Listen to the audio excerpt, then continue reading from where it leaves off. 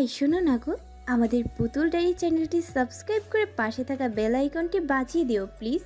আর গল্পটি ভালো লাগলে অবশ্যই লাইক কমেন্ট করে শেয়ার করে দিও।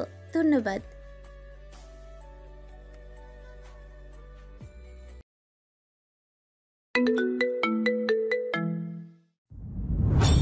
সবকিছুর ভিড়ে আরেকটা ভাবনা তাকে বারবার আফসোসের দিকে টেনে নিয়ে যাচ্ছে। বন্ধুকে বাঁচাতে পুলিশের খপ্পরে পড়ার কারণে তার কোনো বিন্দু মাত্র আফসোস নেই। বন্ধুকে বাঁচাতে পেরেছে এটাই অনেক। তবুও ছোট্ট আফসোসটা হলো ফারিহা ও তার বাবা মা আর তার ফোনে দেখা সেই ছোট্ট ফাহাদের ছবি। মনটা ছটফট করছে যেন পুলিশি অভিযোগটা দূরে হলে পারতেম ছুটে সেই বাড়িতে চলে যাবে সে। কিন্তু বাড়িটা কোথায়, ঠিকানা তো সে জানে না। সে তাহলে কোথায় পাবে সে? আর অপরিচিত এই মানুষগুলোর জন্য বুকটা এমন খা খা কেন করছে? ছুটে যাওয়ার ইচ্ছে আর এই আকর্ষণ যেন চুমুকের চেয়েও শক্তিশালী। এ যেন একটা গান মনে করে দেয় বারবার। এত রক্তের সাথে রক্তের টান, স্বার্থের অনেক ঊর্ধ্বে, হঠাৎ অজানা ঝড়ে তোমায় হারালাম, মাথায় আকাশ ভেঙে পড়ল। বাবা কতদিন দেখি না তোমায়। গানটা অনেক প্রিয় তার, কারণ সেও তার বাবাকে দেখেনি। লাইফে ডিপ্রেশন যখন চেপে ধরে তখন সব দিক থেকেই আসে। নিবিড়ের ক্ষেত্রেও এর ব্যতিক্রম না। পুলিশের ভয়, নীলার বিয়ে হয়ে যাওয়ার ভয়, বাবা মাকে কি খুঁজে পাবে এই চিন্তা। সূর্যকে কেন্দ্র করে গ্রহ যেমন ঘুরে ঠিক তেমনই সব যেন মাথার উপর দিয়ে ঘুরছে নিবিড়ের। রুশান এখন মোটামুটি ভালোর দিকে, আর কয়েকদিন হসপিটালে রেখে পুরোপুরি সুস্থ হলে তাকে রিলিজ দেওয়া হবে। সেই সুবাদে সেখানে রাজ থেকে আর বাকি সবাইকে পাঠিয়ে দিল বাসায়। আর ঋত্য এমনিতেও আছে সেখানে। নিমা প্রথমে আপত্তি করলো, এরপর বুঝিয়ে বলে বিষণ্ণ মনে যেতে রাজি হয়। রুশানকে খাইয়ে দিয়ে বাইরের দিকে গেল রাজ। রুশান খাওয়া শেষে বিশ্রাম নিচ্ছিল। এই কয়েকদিন রিমা তার পাশেই বসে থাকতো। আজ না দেখায় ব্যাপারটা একটু চোখে হারানোর মতোই ফিল তৈরি হচ্ছে। তবুও নিজেকে এতটা দুর্বল ভাবা ঠিক না। চোখের আড়াল মানি তো আর দৃষ্টির আড়াল নয়।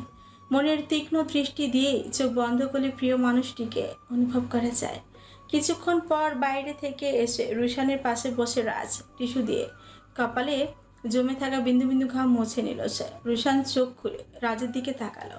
রাজ ফোন বের করে একটু কৌতূহল নিয়ে রুশানের দিকে একটা ছবি দেখিয়ে বলে, চিনতে পারিস তাকে? রুশান কিছুক্ষণ চেয়ে থেকে বলে, তার সম্পর্কে তো ডিটেলস কিছুই বলিনি, বের করলি কিভাবে? রাজ ফোনটা আবার পকেটে নিয়ে হেসে বলে, ওর সম্পর্কে আমার কাছে তোর কিছু ডিটেলস জানার থাকলে বলতে পারিস। এইদিকে লোকটার থেকে অজ্ঞান করার ঔষধটা আনার পর সারা রাত ধরে প্ল্যান করলো তুষার। সব কিছু প্ল্যানিং শেষে পরদিন সকালে তার এক পরিচিত ডক্টরকে সব কিছু খুলে বলে ম্যানেজ করে নিল। বিকেলে নীরার কাছে যাওয়ার জন্য প্রস্তুত হয় তুষার। বাড়ির সামনে এসে গাড়িটা বাইরে দাঁড় করিয়ে ভেতরে চলে গেল তুষার। সিঁড়ি বেয়ে উপরে উঠে দরজার সামনে দাঁড়িয়ে চারপাশে একবার চেয়ে নিল তুষার। তারপর একটা কাপড় দিয়ে নিজের মুখটা পেঁচিয়ে নিল যাতে নীরা চিনতে না পারে। সব ঠিকঠাক দেখে দরজার টোকা দেয় সে। এরপর নীরা ক্লান্তি নিয়ে এসে দরজা খুলে দেয়। হয়তো বিকেলে একটু বিশ্রাম নিচ্ছিল। হুট করে দরজা খুলে বাইরে মুখ বাঁধা কাউকে দেখলে কে সূচক শব্দটা মুখ উচ্চারিত হওয়ার আগে তুষার রুমাল চেপে ধরল মুখে। কিছুক্ষণের মাঝে জ্ঞান হারিয়ে ফেলে নীরা। তুষার তাকে নিয়ে সোজা গাড়িতে তুলে নিল। দারোয়ান কারণ জানতে চাইলে তুষার বলে, হুট করে অসুস্থ হয়ে গিয়েছিল, তাই হসপিটালে নিয়ে যাওয়ার জন্য এসেছি। লোকটা বলেছিল একবার ব্যবহার করলে 5 থেকে 6 ঘন্টার মতো কাজ করবে। এই 5 থেকে 6 ঘন্টার মাঝে সব কমপ্লিট করতে হবে। সময় যথেষ্ট আছে, আবার বেশিও না। নীরাকে নিয়ে তার ডিএনএ টেস্ট করাতে বাসায় ফিরতে মোটামুটি 4 ঘন্টার মতো লেগেছে। তবুও জেগে যাবে ভেবে ডাক্তার একটা ইঞ্জেকশন পুশ করে দিয়েছিল। এবার নির্দিষ্ট সময় জ্ঞান ফেরার কোনো চান্স নেই। বাসায় নীরাকে তার রুমেই শুয়ে দিয়ে বের হয়ে গেল তুষার। সব কিছু শেষ হতে প্রায় রাত নেমে এলো। এখনও অনেক কাজ বাকি। আজকের মাঝে সব করতে হবে। হাতে সময় খুবই কম।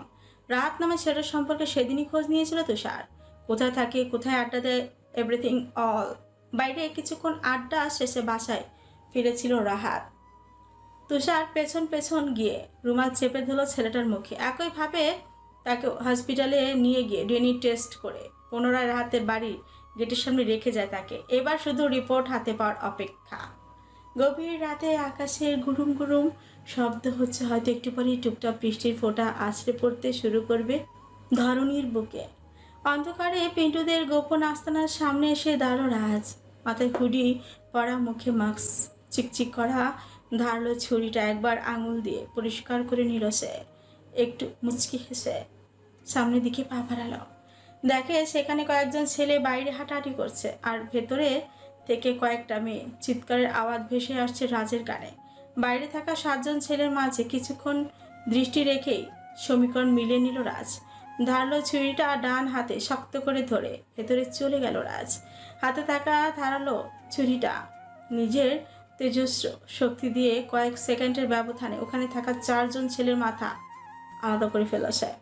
ভেতরে থাকা ছেলেগুলো মেয়ে নিয়ে ফুর্তিতে মেতে ওঠায়, বাইরের দিকে খেয়াল নেই তাদের। বাইরে থাকা বাকি 3 জন ছেলে ভেতরে থাকা লোকদের ডাকার চেষ্টা করে আবার রাজের দিকে তেড়ে আসলো। তাদেরও বাকি 4 জনের মতোই অবস্থা হলো। সেই 3 জনের বিপদ সংকেত ভেতরে কয়েকজনের কানে গেলে তাদের মাঝে 2 জন বেরিয়ে আসার মুহূর্তে দরজায় ক্রস করতেই গলায় হাত চলে যায় তাদের।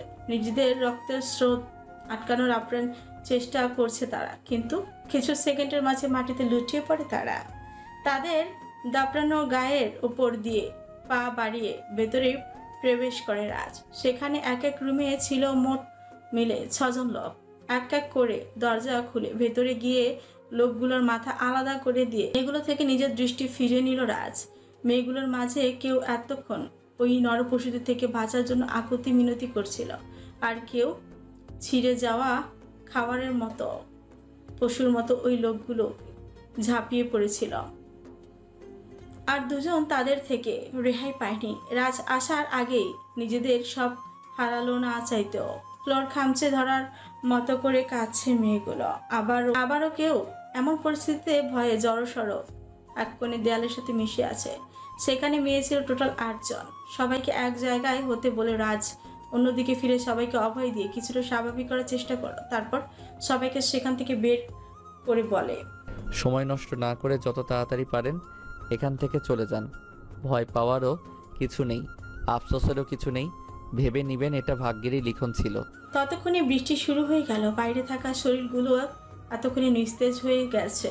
তাদের ছিটকে পড়া রক্তগুলো, রাজের শরীর লাল হয়ে আছে অনেক জায়গায়। মেয়েগুলো এমন পরিস্থিতিতে ভয়ে দৌড়ে চলে গেল একসাথে। কেউ দাঁড়িয়ে থাকলো, বাকিদের দেখা দেখি ওদের পিছু পিছু চলে গেল তারাও। হয়তো কোনো না কোনোভাবে তারা তাদের বাসা খুঁজে পাবে আজ। তবে আজ হারানোর কিছুই ফিরে পেত না। আর হয়তো এখান থেকে মেয়েগুলোকে চালান করে দেওয়া হতো অন্য কোথাও। সেখান থেকে এমন আরও অনেক মেয়ের সাথে পাচার হয়ে যেত কোনো ভিন্ন ভিন্ন দেশে। হারাতো সব, ভেঙে যেত পরিবারকে নিয়ে গড়া বিন্দু বিন্দু স্বপ্নগুলো। ভেতর থেকে বেরিয়ে বৃষ্টির মাঝে দাঁড়ালো রাজ। শরীর ভিজে রক্তগুলো ধুয়ে ফোঁটা ফোঁটা টপ টপ করে আছড়ে পড়ে নিচে হাতে থাকা ছুরিটা রক্তে লাল হয়ে থাকা। এখন সেই রক্ত একটু একটু করে ধুয়ে মুছে দিতে লাগলো সেই বৃষ্টি ফোঁটাগুলো। ঝুমঝুম বৃষ্টির মাঝে মাথা কাটা লাশগুলো বৃষ্টিতে ভিজতে লাগলো। রক্তগুলো মিশে যেতে লাগলো রাজের মাস্কের আড়ালে। ঠোঁটের কোণে একটা বাঁকা হাসি দিয়ে ছুরির দিকে রং করা দেয়ালে ছোট্ট একটা মেঝেতে লিখে দিল, ফার্স্ট ওয়ার্নিং। রাত 3টার সময় ফোন বেজে উঠে নিলয়ের। ঘুমঘুমু চোখে ফোন হাতে নিয়ে উঠে বসে সে। ফোনের স্ক্রিনে পিন্টুর নাম্বার ভেসে উঠলেই ফোন রিসিভ করে বেলকনিতে চলে যায়। পিন্টু কিছুটা অস্থিরতা ভাব নিয়ে বলে, ভাই একটা ঝামেলা হয়ে গেছে। নিলয় এক হাতে চোখ কসলাতে কসলাতে বলে, এত রাতে আবার কি হয়েছে? মোটামুটি সবই তো এখন স্থগিত আছে, তাহলে ঝামেলা হয়েছে কোথায়? পিন্টু আবার বলে, ঝামেলা অনেক জটিল ভাই। গ্রুপ C1 এর 15 জন লোককে কারা যেন মার্ডার করে ফেলে রেখে গেছে। যাওয়ার সময় একটা মেসেজ রেখে গেছে। নিলয়ের মাঝে এবার একটু সিরিয়াস ভাব ফুটে উঠল। একসাথে 15 জন লোককে মার্ডার করে যাওয়া, আবার মেসেজ রেখে যাওয়া। পুলিশ হলে তো এভাবে না মেরে ধরে নিয়ে যেত। তাহলে C1 এ কি এমন ঘটে গেল? ফোন রেখে রুমে আসে নিলয়। ট্রাউজারের পরে থাকা অবস্থায় জুতা পরে বেরিয়ে যায় সে। রুম থেকে বের হওয়া যাওয়ার সময় চোখ খুলে নিলয়ের দিকে তাকায় তুষার। রাজ রুশানের সাথে হসপিটালে, আর নিবিড়ও রাজের বাসায়। বাসায় একসাথে ছিল তুষার ও নিলয়।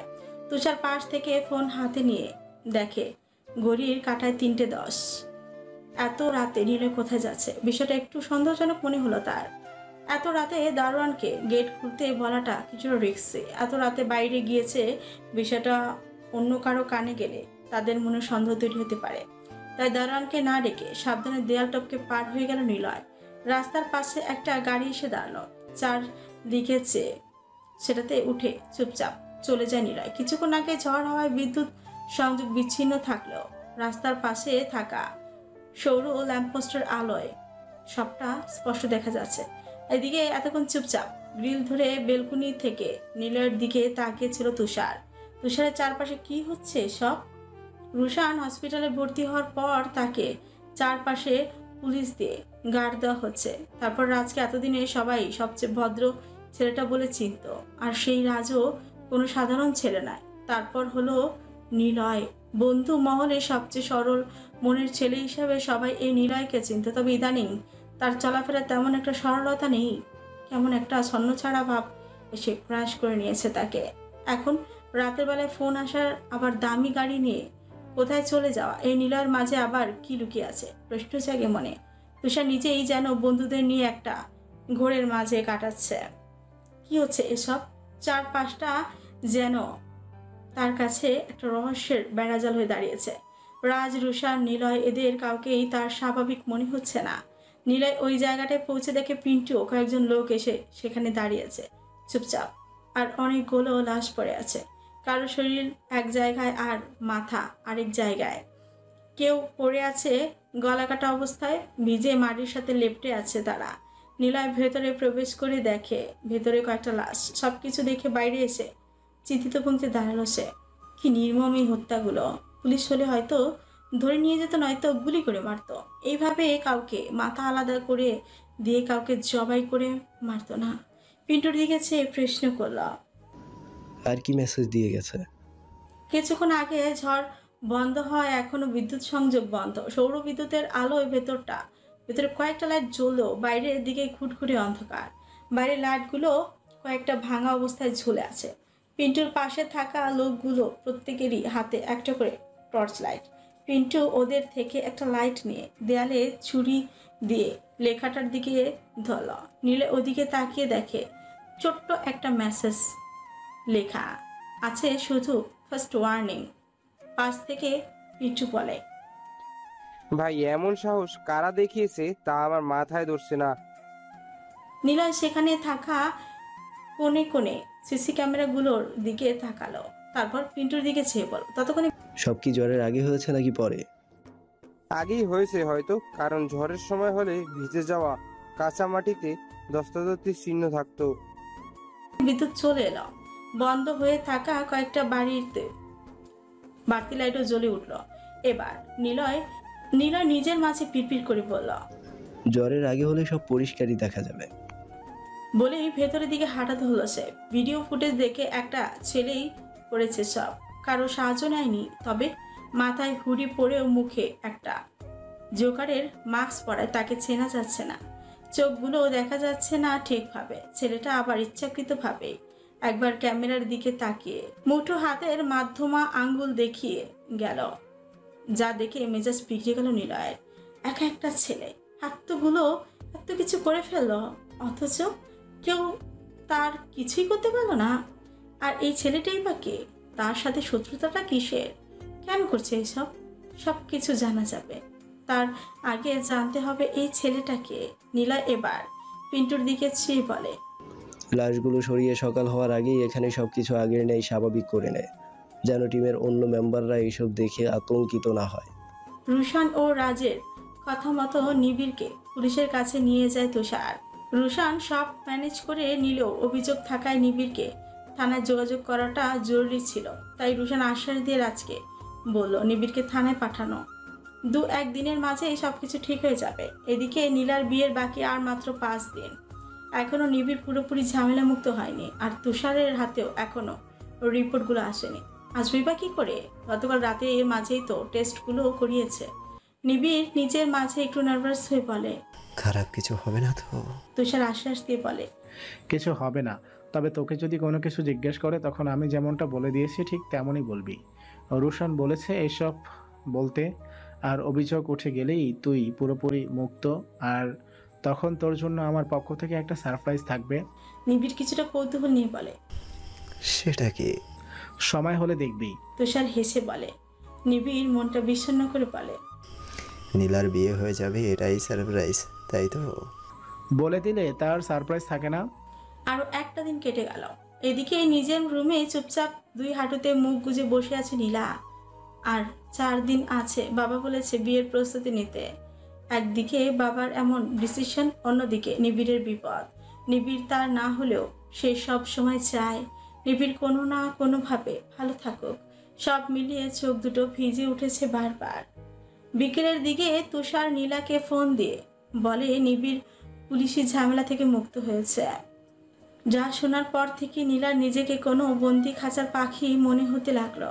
নিবিড়কে কাছ থেকে দেখার ইচ্ছেটা আরো তীব্র হয়ে হানা দিল মনে। মানুষটা অন্য কারো জানার পরেও কেন এত কাছে যেতে ইচ্ছে করে।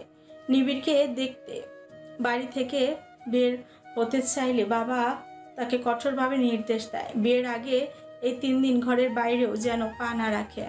কান্নাকাটি করে বাবার মন গলাতে পারেনি। রুমে এসে কিছুক্ষণ এসে বসে কান্না করছিল সে। কান্না করলে নাকি নিজেকে অনেক হালকা মনে হয়, ঠিক যেমন বৃষ্টি হওয়ার পর আকাশ পরিষ্কার হয়, ঠিক তেমনই। সারা বিকেল বেলকনির গ্রিল ধরে দাঁড়িয়ে আছে নীলা। নিবিড় বাসায় ফিরলে বাড়িতে ঢোকার সময় এই বেলকনি থেকে দেখতে পাবে সে। কিন্তু সারা বিকেল দাঁড়িয়ে থেকেও নিবিড়ের দেখা মিলল না আর। কারণ বিকেলে নিবিড় চলে গেল রুশান কেমন আছে তার খোঁজ নিতে। নীলার কথা, ফারিহাকে খোঁজার কথা, সব যেন এক মুহূর্তেই জন্য ভুলে গেল একটা প্রশ্নের আড়ালে। আর তা হলো বন্ধু কেমন আছে। অনেকদিন পর রাজ, রুশান, তুষার এদের সবার সাথে একসাথে সময় কাটালো নিবিড়। নিলয় তো আজ সারাদিনই উধাও। ফরিদা আন্টি এসেছে হসপিটালে।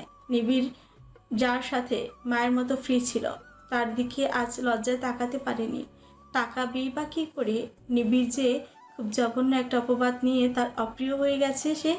রাতের বেলায় নিবিড় তুষারকে নিয়ে চলে গেল বাসায়। নীরাকে যেখানে রেখেছে সেইখানে। তুষার দরজায় টোকা দিলে নীরা দরজা খুলে তুষারের সাথে নিবিড়কে দেখে যেন চোখে মুখে আনন্দের স্রোত উত্তাল হয়ে উঠেছে তার। তুষারের সামনে এই নিবিড়কে জড়িয়ে ধরে বলে, কত মিস করেছি তোমায়। কেন করতে গেলে এমন? যদি তোমার কিছু হয়ে যেত তখন আমি কিভাবে থাকতাম? পাগলেও তো নিচের ভালো বোঝে। নিবিড় তাকে নিজের থেকে ছাড়িয়ে নিয়ে বলে, আমার ভালো তোমার না বুঝলেও চলবে, নিজের ভালো বোঝার বয়স হয়েছে আবার। নীরা কিছুক্ষণ চুপ থেকে পেটে হাত বুলিয়ে নিবিড়ের দিকে তাকিয়ে বলে, তাকিয়ে দেখো তোমার বেবিটাও তোমাকে কত মিস করেছে। পাশ থেকে তুষার নিজের মাঝে একটা ছেলের হাসি দিয়ে ফিরফির করে বলে, তোর বাচ্চা আর তোর আলগা পিরিত বের করছি আমি, শুধু রিপোর্টটা হাতে আসুক। নীরা আবার নিবিড়কে জড়িয়ে ধরে বলে, এতদিন নিঃশ্বাস বন্ধ হয়ে আসছিল আমার, খুব মিস করেছিলাম তোমায়। গ্রুপ C1 এর এতগুলো লোককে হত্যা করা হলো, কে করেছে তার কোনো প্রমাণ মেলেনি। আর যাই হোক, অন্তত নিলয়ের মতো ছেলের কাছে বিষয়টা লজ্জাজনক। কারণ নিলয়ের আজ অবধি কোনো শত্রুপক্ষ বেশি দিন গোপন থাকতে পারেনি রুশানের মতো একটা ছেলে। সিক্রেট বের করে ফেললো সে, অথচ যে তার এতগুলো লোককে এভাবে নির্মমভাবে মেরে দিয়ে গেল তার কোনো নিশানাই খুঁজে পায়নি। আবার ওয়ার্নিংও দিয়ে গেছে। কেই লোক? রোশান তো হসপিটালে, নতুন করে কে আবার তাদের পিছু লাগলো? এদিকে জরুরি তলব পেয়ে নির্জনের আন্ডারে চলে গেল নিলয়। চারপাশে অস্ত্র হাতে দাঁড়িয়ে আছে অনেকে। তার মাঝখানে পায়ের উপর পা তুলে বসে আছে নির্জন। নিলয় গিয়ে তার সামনে দাঁড়ালো। নির্জন হাতের ইশারায় বলে, বসো। নিলয় চুপচাপ বসে নির্জনের দিকে তাকালো। নির্জন কিছুক্ষণ নীরব থেকে বলে, নিলয় কোথায়? নিলয়কে ডেকেছি আমি। নিলয় কিছুটা অবাক হলো নির্জনের কথায়। পাশ থেকে পিন্টু কিছুটা নার্ভাস মুখ নিয়ে বলে, এই তো নিলয় ভাই। নির্জন সাথে সাথে আবার বলে, কই, আমি তো দেখতে পাচ্ছি না তাকে। আমি তো আমার সামনে বসা কিছু বিড়াল ছানা ছাড়া আর কিছু দেখতে পাচ্ছি না। না, কিছুতেই মিল পাচ্ছি না আমি। আগের নিলয় আর এখনকার নিলয়ের অনেক পরিবর্তন এসে গেছে। এখন দেখে মনে হচ্ছে শরীরে একটা বিলায়ের তেজও নেই। সব জায়গায় বাঘের মতো গর্জে ওঠা নিলয় নেই, এখন বিড়ালের মতো ঘাপটি মেরে বসে আছে। উত্তপ্ত তেলও এখন পানির মতো নিস্তেজ হয়ে গেছে। অপমানে নিলয়ের মুখটা থমথমে হয়ে গেল। চারপাশটা ভয়ানক নিস্তব্ধতা বিরাজ করত কিছুক্ষণের জন্য। কিছুক্ষণ নিশ্চুপ থেকে নির্জন মুখে একটা চসূচক শব্দ করে বলল। নির্জনের কথা শুনে পাশ থেকে একজন খিলখিল করে হেসে উঠল। নিলয় নিজের রাগ কন্ট্রোল করতে না পেরে উঠেই ওখানে থাকার ড্রিঙ্কসের একটা বোতল ভেঙে লোকটার গলায় ঠুকিয়ে দিল। চারপাশটা আবারও নীরব হয়ে গেল। লোকটা ধপ করে পড়ে গেল মাটিতে। নিলয় এবার মুখ খুলে থমথমে গলায় বলল, আমাকে কি এখানে কোনো তামাশা দেখতে ডাকা হয়েছে? নির্জন আবার কিছুক্ষণ নীরব থেকে নিলয়ের দিকে চেয়ে একটা মুচকি হাসল। নিলয় আবার চেয়ারে বসে স্বাভাবিক হলো। নির্জন বলে, এমন চলতে থাকলে অল্প দিনেই সব ধ্বংস হয়ে যাবে। আমি চাই না এমনটা হোক। আমার মাঝে দিন দিন যে অবনতি ঘটছে, তাতে মনে হয় না তুমি বেশি দিন নিজের অবস্থান ধরে রাখতে পারবে। তেজ হারিয়ে যাচ্ছে তোমার থেকে। এভাবে চলতে থাকলে সামনে তোমার জায়গা থেকে সব পরিচালনা করবে সামির। কথাটা শুনে পাশ থেকে সামির একটু ভাব নিয়ে নিজের ব্লেজার ঠিক করার মতো একটু অঙ্গভঙ্গি করল। নিলয় সেদিকে একবার আর চোখে চেয়ে পরক্ষণে নির্জনের দিকে তাকিয়ে বলে, আপনি ছাড়া আমার আগে পা বাড়িয়ে কেউ হাঁটতে চাইলে এক পা ফেললে দ্বিতীয় পা ফেলার সুযোগ দেব না আমি। সেটা যত বড় মাফিয়া হোক না কেন, আই ডোন্ট কেয়ার। বলে নিজের সানগ্লাসটা পরে সেখান থেকে উঠে হাঁটা ধরল নিলয়। পাশ থেকে সামির নির্জনের দিকে চেয়ে বলে, ও সাহস দেখলেন? আপনার কথা আর কোন দামই দিল না, আপনাকে মুখের উপর দিয়ে দিল। নির্জন একটু মুচকে এসে বলে, এমন সাহস আছে দেখেই তো সে পুরো টিম ক্যাপ্টেন। আমি না থাকলেও সে সব সামলে রাখতে পারবে। আজ ওকে এইসব বলেছি যেন সে নিজের অবস্থান ভুলে না যায়। সামির আবার বলে, তাকে এভাবে সুযোগ দিতে থাকলে তো একদিন আপনার উপরে উঠে হাঁটতে চাইবে। নির্জন কিছুটা স্বাভাবিকভাবেই বলে, ও এমনটা চাইলে অনেক আগেই আমার জায়গাটা দখল করে ফেলতে পারতো। এমন অনেক সুযোগ দিয়ে দেখেছি তাকে। সব রকম পরীক্ষা করেছি, কিন্তু তার এমন কোনো উদ্দেশ্য নেই। সে আমার যাই করুক না কেন নিজের মানুষ ক্ষতি করার মতো ছেলে না সে। আজ রুশানকে হসপিটাল থেকে নিয়ে যাচ্ছে বাসায়। নিবিড় ও রাজ তাকে ধরে গাড়িতে নিয়ে বসালো। নিলয় তুষার সামনে গিয়ে বসে, আর পেছনে রাজ ও নিবিড় রুশানকে নিয়ে। রুশানের ফ্যামিলি মেম্বার ও ফরিদা আন্টি অন্য গাড়িতে গিয়ে ওঠে। রুশানের সাথে তাদের পরিচয়ের পর আজ প্রথম রুশানদের বাসায় যাচ্ছে সবাই। অনেকদিন পর হসপিটাল থেকে বাড়ি ফেরার উদ্দেশ্যে গাড়ি নিয়ে চলল রুশান ও তার প্রিয় মানুষগুলো। গাড়ির সামনে ও পেছনে পুলিশ সিভিলে বাইক নিয়ে গার্ড দিচ্ছে। বেশি দূর না হওয়া কিছুক্ষণের মাঝে পৌঁছে গেল তারা। গেট পেরিয়ে বাড়ির সামনে গিয়ে দাঁড়ালে গাড়ি থেকে নামলো তারা। সবাই রুশানকে নিয়ে ব্যস্ত থাকলেও নিবিড় তুষার দুজনে হাঁ করে বিশাল জায়গার উপর করা এই বড় বাড়িটা আশেপাশের সব কিছুতে চোখ বুলাতে লাগলো। কিছুক্ষণ অবাক হয়ে চারপাশে চেয়ে তুষার বলে উঠল, ভাই, আমি আর তুই ছাড়া দুনিয়ার সবাই দেখি বড় লোক। নিবিড় ও তুষারের কাঁধে হাত রেখে চারপাশে চেয়ে বলে, তাই তো দেখছি। তুষার এবার একটু ভাবুক দৃষ্টিতে নিবিড়ের দিকে চেয়ে বলে, রাজও এত বড় লোক, রুশানও দেখছি এমন। সেই জায়গায় আমরা এত সাধারণ ছেলে হয়েও তারা কখনো আমাদের ছোট করে দেখেনি, বরং নিজেদের সাথে মিশিয়ে নিয়েছে আমাদের।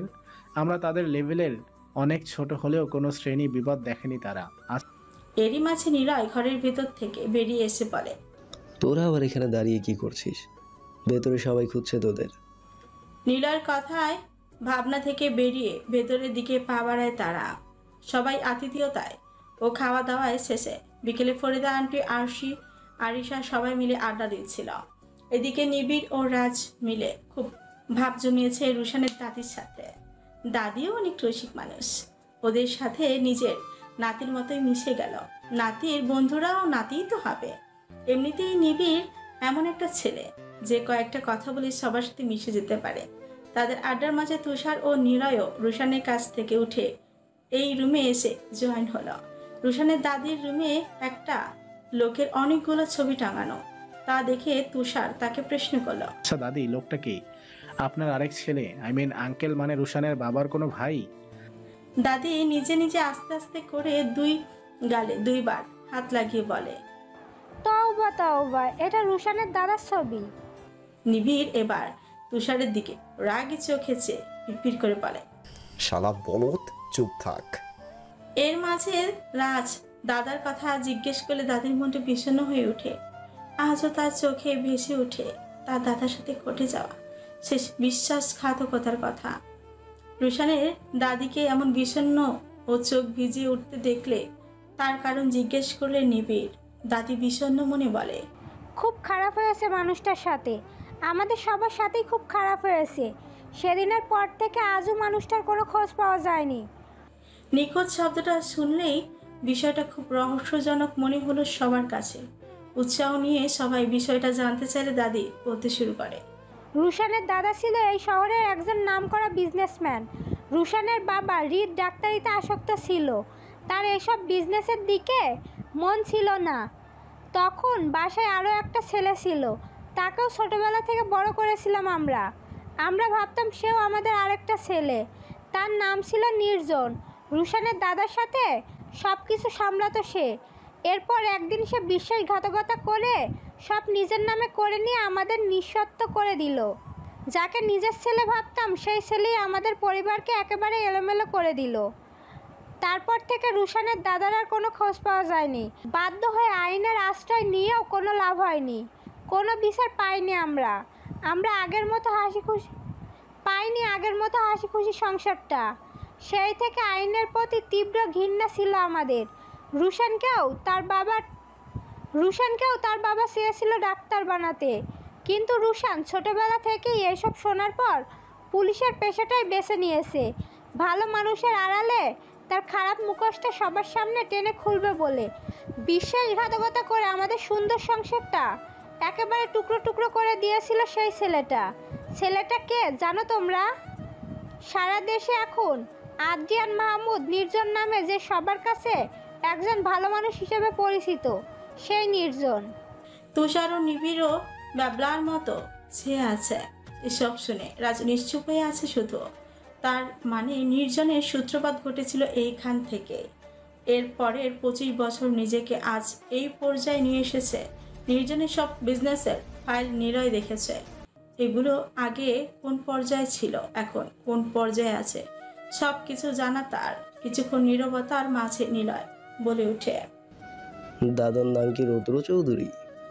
দাদি চোখের পানি মুছে উপরে নিচে মাথা নেড়ে হাসুচুক সম্মতি জানালো। পাশ থেকে নিবিড় বলে, তুই কিভাবে জানিস? নিলয় নিজের বোকামো বুঝতে পেরে ধরা খাওয়ার আগেই বলে, রোশান বলেছিল একদিন। পরদিন সকালে রুশানদের বাড়ি থেকে চলে যাওয়ার জন্য রওনা দিল সবাই। নিবিড় অনেকক্ষণ নীলার বাসার সামনে রাস্তায় দাঁড়িয়েছিল নীলাকে দেখবে বলে, বাট দেখা আর হলো না। বেলা নেমে এলে বাধ্য হয়ে নীলাকে যেখানে রেখেছে সেখানেই চলে গেল সে। আর রাজ, তুষার, নীলয়, ফরিদা আন্টির সাথে তার বাসায়। রুশান বাড়িতে থেকেই গেল, পুরোপুরি সুস্থ হওয়ার পর ফিরবে সে। বিকেলে ডিএনএ রিপোর্ট হাতে পেয়ে সোজা বাসা আসে তুষার। ফরিদা আন্টির কাছে গিয়ে বলে, যাকে নিজের ছেলের মতো ভাবতেন তাকে কি এখন একটু মিস করেন না আন্টি? ফরিদা আন্টি একটা দীর্ঘশ্বাস নিয়ে বলে, এত কিছু বড় তুমি এসব বলছো? আমি কখনো কল্পনাও করিনি নিবিড়ের মতো ছেলে এমনটা করতে পারে। ওর জন্য মা নির্জত কোথায় গিয়ে দাঁড়ালো আমাদের, সেটা কি ভেবে দেখেছো? তুষার এবার একটু হেসে বলে, ওর জন্য নাকি নীলা নামের সেই মেয়েটার জন্য? ফরিদা আন্টি কিছুটা অবাক হয়ে বলে, পার্থক্য কোথায়? তুষার এবার ডিএনএ রিপোর্টটা ফরিদা আন্টির হাতে দিয়ে বলে, নিবিড় মিথ্যা বলেনি, বরং আমরাই ভুল বুঝেছি তাকে। মেয়েটার নাটকের মাঝে পড়ে আমরা নিজের মানুষকে বুঝতে পারিনি। পরে আমি গোপনে সব টেস্ট করে দেখি বাচ্চার বাবা নিবিড় না, রাহাত নামের একটা ছেলের বাচ্চা ওই নীরা নিবিড়ের ঘাড়ে চাপিয়ে দিতে চেয়েছে, আর তা বহন করতে করতে প্রতিনিয়ত শেষ হয়ে যাচ্ছে সে। ফরিদা আন্টি কিছুক্ষণ ডিএনএ রিপোর্টের দিকে চেয়ে হাঁ হয়ে গেল। কিছুক্ষণ নীরব থেকে ফরিদা আন্টি আফসোসের সহিত বলল, নিজের ছেলে বলে সম্বোধন করেও তাকে আমি ছেলের মতো বুঝতে পারিনি। সব না জেনে মেরে বাসা থেকে পর্যন্ত বের করে দিয়েছি আমি। তুষার তাকে সান্ত্বনা দিয়ে বলল, ভুল তো আমরা মানুষরাই করি, তাই না আন্টি? তার জন্য আফসোস না করে ভুলটা শুধরে নিলেই তো নতুন করে শুরু করা যায়। আরেকটা কথা কি জানেন, নীলাকে ছাড়া থাকতে পারবে না সে। আর কালকে সেই নীলার গায়ে হলুদ। এখনো সব ঠিক করার অনেক সময় বাকি আছে। আমি নিবিড়কে নিয়ে আসতে যাচ্ছি। প্রয়োজনে সবাই মিলে সব আবার আগের মতো সুন্দর করে নিব। আর ডিএনএ টেস্টের এই কপিটা আপনার কাছে রেখে দিন। আরেক কপি আমার কাছে আছে, বলা তো যায় না ওই মেয়ে আবার কি করে বসে, তাই 2-3 কপি করে রাখলাম। এখন যাচ্ছি আমি। সন্ধ্যার আগে নিবিড়কে নিয়ে বাসায় ফিরবো। রাজ, নিলয় এদের সবাইকে নিয়ে রেডি থাকবেন আপনি। ওখান থেকে ফিরেই নীলার বাবার কাছে যেতে হবে বিয়ে বন্ধ করার জন্য। আমার বিশ্বাস, বুঝিয়ে বললে ও সব বুঝবে। ফরিদা আন্টি থেকে বিদায় নিয়ে নিবিড়দের বাসায় চলে গেল তুষার। দেখে নীলা রুমে বসে আছে আর নিবিড় বেলকুনিতে বসে নীলার নাম্বার একের পর এক ফোন দিচ্ছে, কিন্তু ফোনে পাচ্ছে না। তুষার তাকে ডাক দিল। রুমের ভেতরে আসে এসে তুষার নীলার সামনে একটা চেয়ার টেনে বসে বলে, কেমন আছেন ভাবি? নীরা একগাল হেসে বলে, ভালো আছি ভাইয়া। তুষার আবার বলে, রাহাত ভাইয়া কেমন আছে? মুহূর্তে নীরার মুখটা চুপসে গেল। কিছুটা না জানার মতো ভঙ্গি করে বলে, তুষার মানে কি? কোন রাহাতের কথা বলছেন? তার একটু হেসে বলে, ওভার স্মার্ট, বাট আপনার এবারের অভিনয়টা পাক্কা নয়। পাশ থেকে নিবিড় কিছুটা অবাক হয়ে বলে, কি সব বলছিস? কোন রাহাত আর কিসের অভিনয়? তুষার এবার রিপোর্টটা নিবিড়ের দিকে দিয়ে বলে, বলেছিলাম না একটা সারপ্রাইজ আছে, এই নেই সেই সারপ্রাইজ। কিছু না বুঝে তুষারের হাত থেকে ডিএনএ রিপোর্টটা হাতে নিয়ে কিছুক্ষণ স্থির দৃষ্টি নিক্ষেপ করে তাকিয়ে থাকে নিবিড়। এইদিকে পাশে থাকা নীরার অস্থিরতা ক্রমশই বেড়ে চলেছে। রাহাতের কথা তুষার কিভাবে জানল? আর সেই নিবিড়ের হাতেই বা এটা কিসের কাগজ দিল? নিবিড় এবার রিপোর্ট থেকে দৃষ্টি সরিয়ে নীরার দিকে তাকায়। এক মুহূর্তে নীরবতা ভেঙে আহত দৃষ্টিতে নীরার দিকে চেয়ে থেকে বলে, কেন করলে এমন? কেন আমার জীবনটা এভাবে দুযোগ বানিয়ে দিলে তুমি? আমি না হয় একটু ভুল করেছিলাম, তার জন্য তোমরা সবাই মিলে শাস্তিও দিয়েছ। বলেছিলে আর যেন তোমাদের সামনে না পড়ি। আমি তো আর কখনো তোমাদের সামনে যাইনি।